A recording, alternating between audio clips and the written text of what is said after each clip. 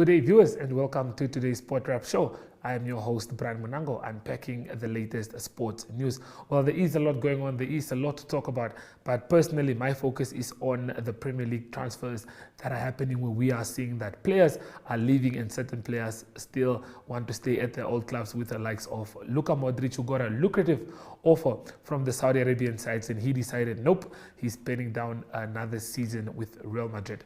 Well, we'll talk about all of this when we get into today's hit list.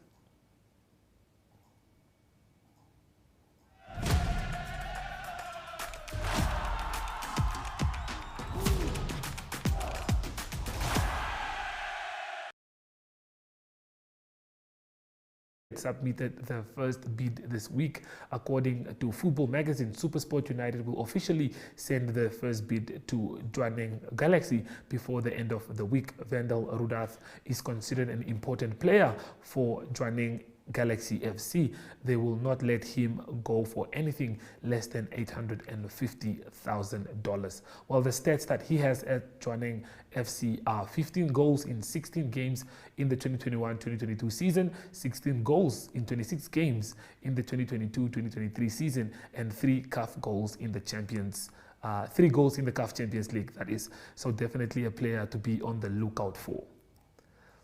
Well, the game changer is right up next after the break.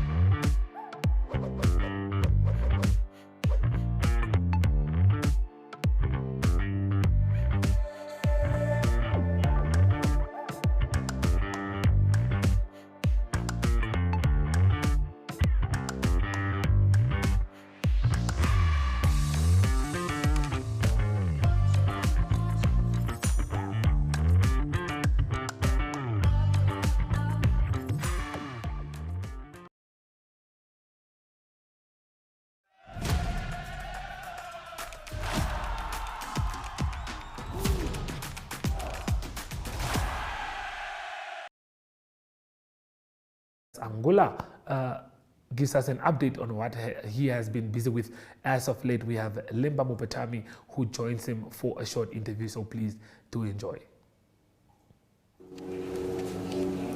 So we are joined by Matthias Spiderman Hangula. He's a para swimmer, a Namibian para swimmer. Just catch up with him on what he has been up to lately, and just basically who he is as an individual. Welcome to the show, Spiderman. Thank you very much. Tell the viewers a little bit about yourself. Where are you from? How old are you? And how did you get into swimming? Yeah, my name is Matthias Hangula, and they call me Spiderman in swimming. I grew up in a small village called Ilambo. It's a northern part of Namibia. It's in Nganjera in the Msate region.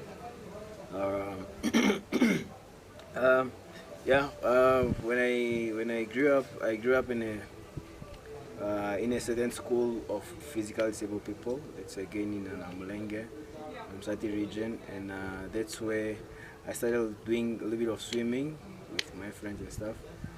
Yeah, and that's where I completed my primary till grade 12 until I moved to Windhoek. Yeah, and then in Windhoek I've been doing various sports like traveling, playing basketball and stuff like that. Yeah, swimming just came in when we went with my friends and with my other colleagues of sport in SA, where they just saw me swimming in the hotel, and then the official just went with it. They got to say, like, yeah, we need to introduce also para swimmers in Namibia, so I think you can be the first one to join the para swimmers. And then from there, that's where my swimming career started. Yeah. Okay, so can you maybe tell us about the family support when your family found out that you want to swim and so forth? Were they supportive? Nah, not really. And when I started with my swimming, it's only the committee, which is a Namibian Paralympic Committee. It's the only one which was giving effort in that one, not my family, and a few sponsorships that went in to support also. Yeah.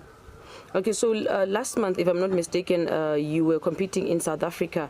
Can you tell us a little bit about that competition and perhaps what position you took? It was a nice competition. It's just it's kind of like national games, if I can tell. Yeah, I competed in Cape Town in freestyle, backstroke, and breaststroke. Then freestyle was 50 meters, where I came second. And then breaststroke, where I came third, and then in my backstroke, where I came first. Yeah, it was a nice competition, and that made me to qualify to Germany. And unfortunately, the games to Germany got cancelled. But all that, I happened again to get another world championship that will be in France next month. Yeah. Okay, so how are preparations going for that competition? So far, I'm going to the competition and it's going well with my coach. Maybe furthermore, just maybe on sponsorship wise, because financial wise, we are a little bit struggling to get finance to take us to France. But yeah, anyway, everything is so far so good. A little bit going well, yeah. Okay, so earlier you were speaking about the Olympic Games. Is that your dream to compete at the Olympics? Yeah, my dream for now is it's to go to France, which is even though it's coming already now, and then after that it's Manchester, and maybe Manchester. My hope from Manchester is to qualify to go to Olympics. That will be in 2024 in France again. Yeah. Okay, so speaking about the support of para-athletes in Namibia, do you think that you guys are getting the adequate support? It's not that much.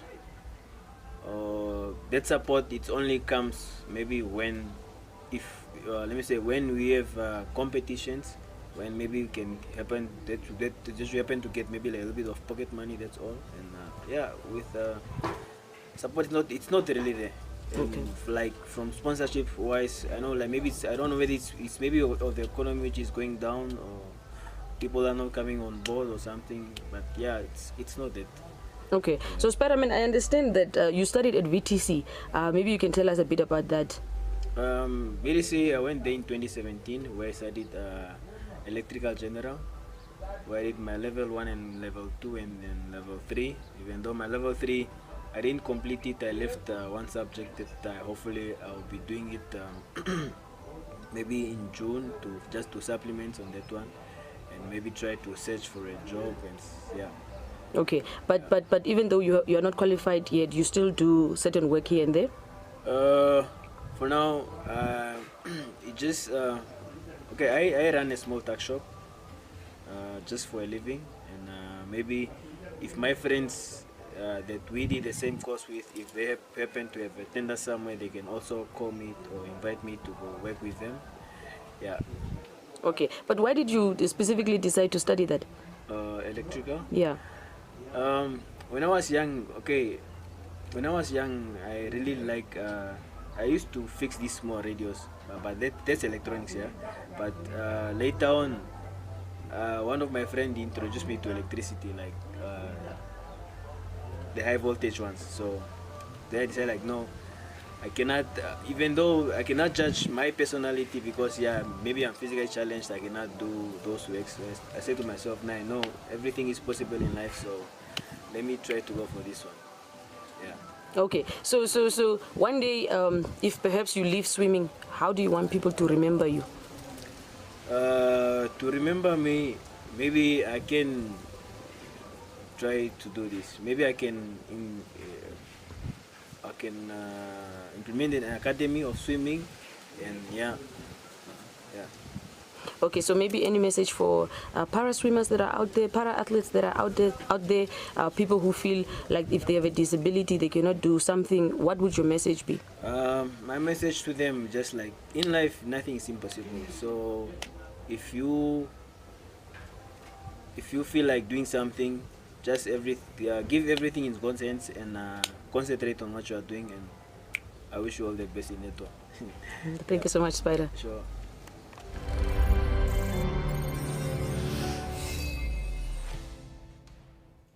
Okay, well, the sharpshooter is up next on Freddie Mwiya right after we visit the marketplace.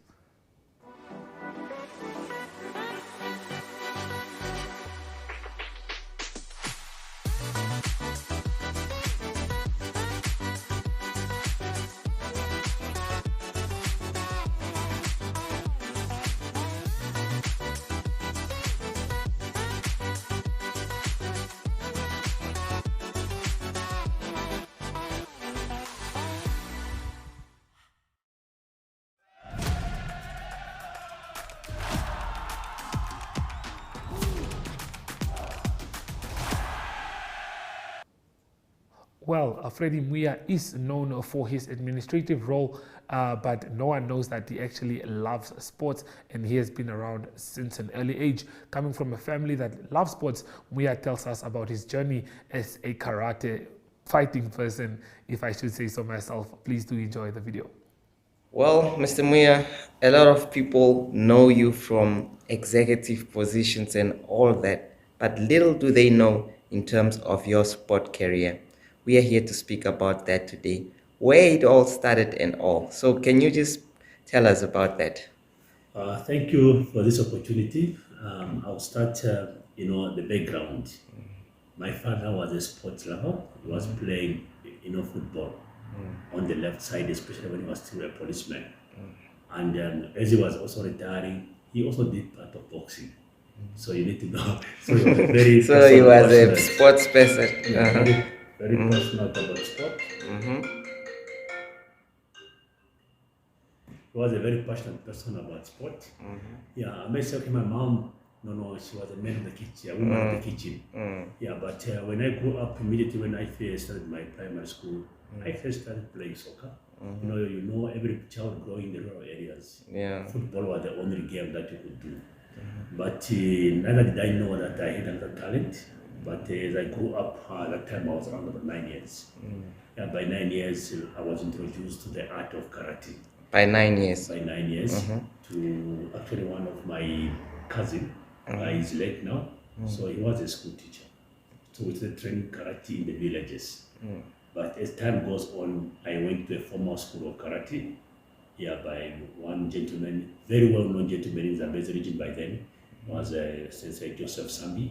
He's one of the person who introduced me to the art of karate, which I did karate up to high school. And when I came to the University of Namibia, I did both football and karate, and I also played volleyball. Because my height could do very good in volleyball. But out of the three sports, football, I was playing football for a university team. We had some team every weekend. We had a competition. So I joined a team. Sometimes I can tell you that team that I joined, we come from different backgrounds. It was composed of Herero friends. So we were only two guys from Zambezi who joined that team. The rest, they were, in the Zambezi team. Some were staying in the team combined for their tribal line. But for me, I said, no. I want to go in a team because I'm a person who believes in cohesion and also joining other teams. But karate became number one sport in my life. When the University of Namibia, when the academy was transformed to the University of Namibia, I became the first graduate of a black belt at the University of Namibia.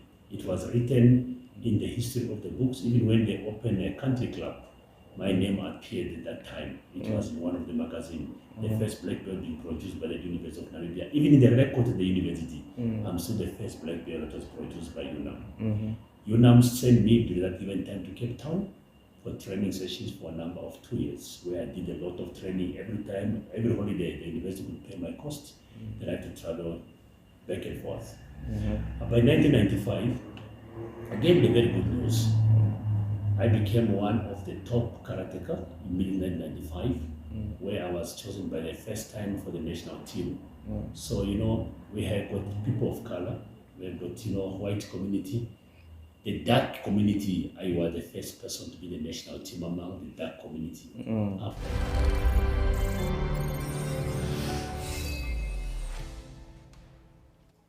Well, our La Rugby Joel segment is up next as Yuri Boysen, who has played at the Rugby World Cup in 2003, actually gives us an update on how excited he is about the Rugby World Cup. Let's wait for that interview after the break. Warm up your winter with the hottest deals at WB. Get 500 gram Rama margarine for $23.99, 1 kilogram jungle oats for $36.99, 2-liter Namilk or Maere for $42.99, 900 gram Harvest Time mixed veggies for $27.99, plus Huggies value packs for just $169.99. Beat the chill and save more at Woermannsbroek. We care.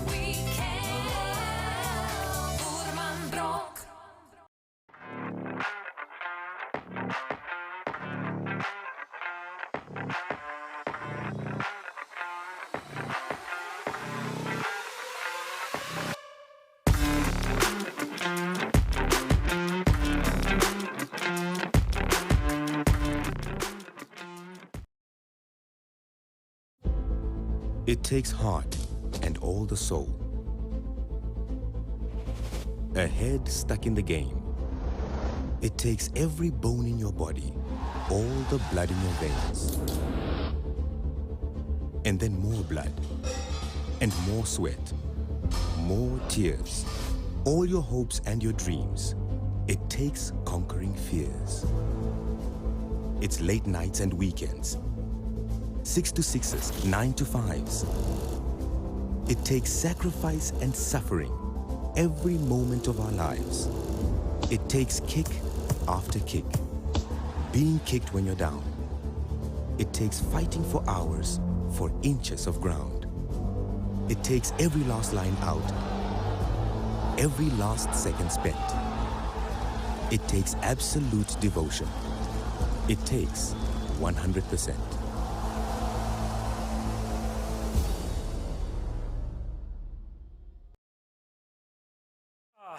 Yebo. Hey, Yuri. Brian, How's it going? nice to see you again, man. It's been a minute. You good? Yeah, I'm good. You know, a lot of people don't know why we're here. A lot of people don't know why we came here for you. But I just want to remind people that you are actually a legend, you know. 2003, former Rugby World Cup player representing us at the World Cup. Let's just dive into it already. Tell me, how was 2003's World Cup for you? A life-changing experience. It was, you know, you play rugby in Namibia and you play club rugby and when you get to a World Cup, you know, there's packed stadiums, 80,000, 60,000 people watching you play. You know, it's life-changing. You know, you get back from that and you look at the sport in itself from out of a different perspective. So yeah, it was amazing.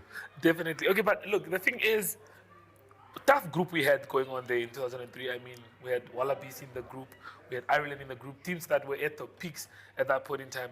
Looking at rugby from then till now, I mean, we also had the coaching clinic where you brought through all these legends from South Africa.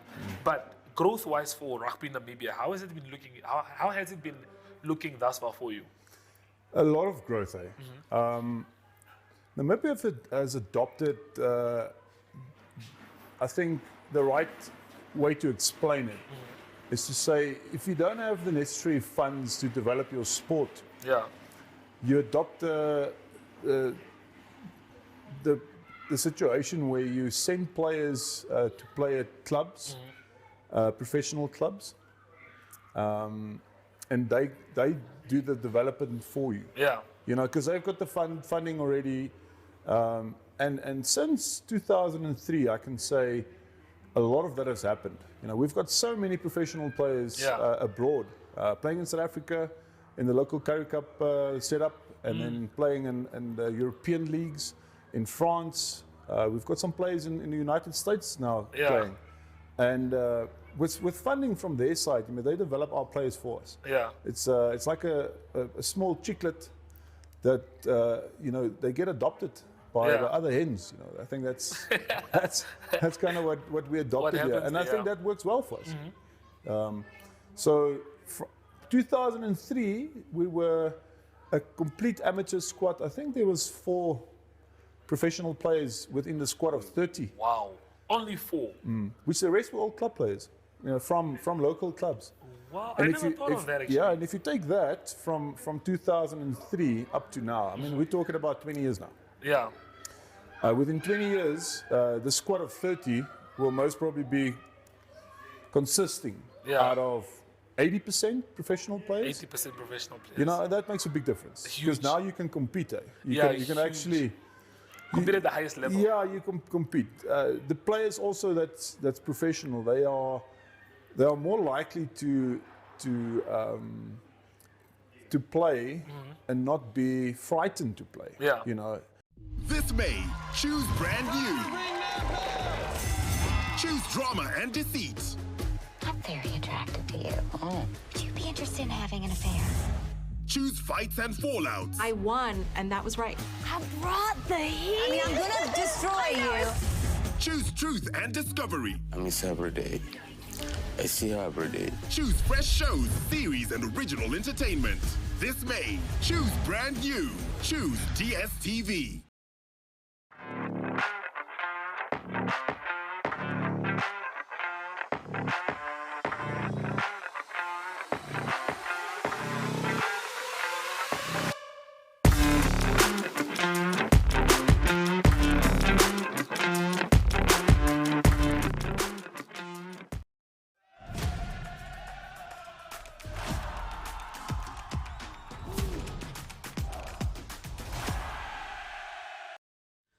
Good day everyone, time for international sports news and starting off with tennis news first. It's the Eastbourne International Tennis Tournament that's going on at the moment, and it's just the week before Wimbledon starts on the 3rd of July. Not all the top-seeded men play in this tournament. Many of the top-seeded women play in world tennis in this tournament.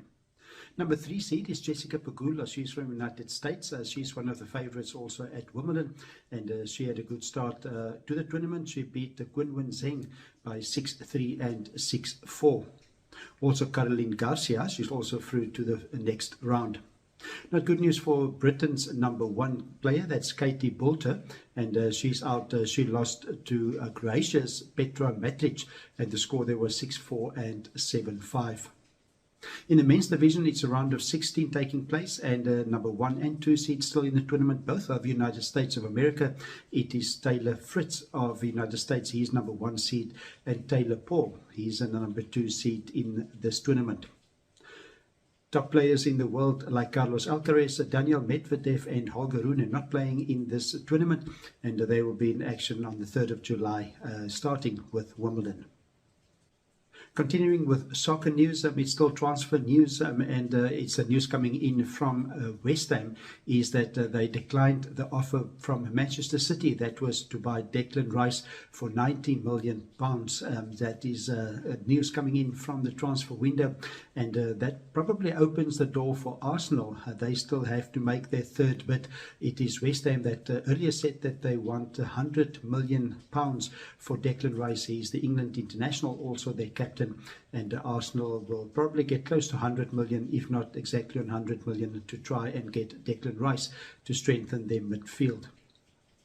Declan Rice will not be out of contract if both those deals, if neither of Manchester City or Arsenal buy him. He still has a contract that expires only in 2024, and he also has an option to extend it to 2025.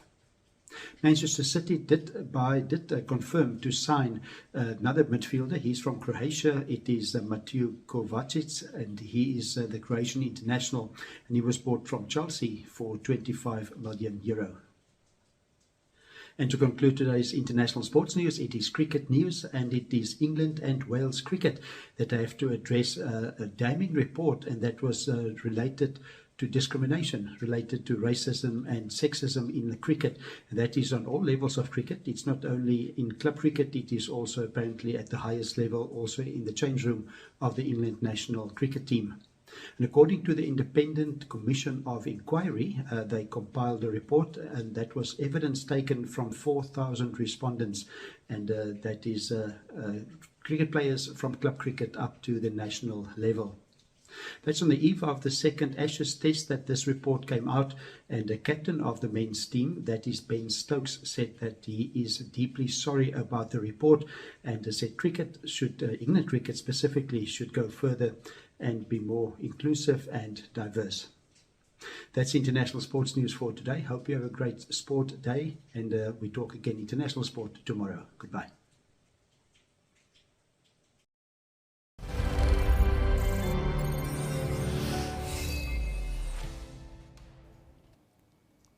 Well, that brings us to the end of today's Sports Wrap show. We will be back again tomorrow, as per usual, same time and same place. So goodbye.